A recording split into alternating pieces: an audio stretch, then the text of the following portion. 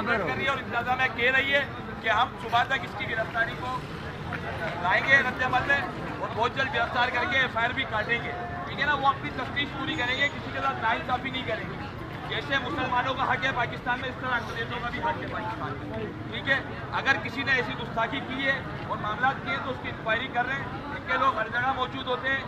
अगर कोई कंप्लेनर अभी भी मौजूद है इस मजमे में तो यार तशरीफ लाए, आए आगे आकर हम उसके साथ खड़े, उसके साथ कुछ भी नहीं होगा, वो आके नाम बताए, बंदे का पूरा अपनी वीडियो दिखाए, लेकिन कोई बंदा आ ही नहीं रहा आगे।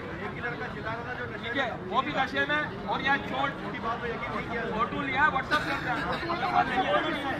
अच्छा, दूसरी बात, यहाँ पर नशे में अफराद लोग मौजूद है, शोर डकैत लोग मौजूद है, आपको इंतशार फैला रहे हैं आप लोगों में, और आप जब अंदर घुसेंगे तो उनके घर वो लोग लूट के चले जाएंगे और एफआईआर इस इलाके मोहल्ला के काम कर जाएगी। ठीक है, हमारे साथ इंतजामिया कोऑपरेट कर रही है, आपका भी काम बनता है कोऑपरेट करें इंतजामिया के साथ। सब लोग हम याद रखें, अपने लिए आजाद पड़ा है, हम नेकी के लिए इकट्ठा हुए ना कि गुनाह कमाने के लिए।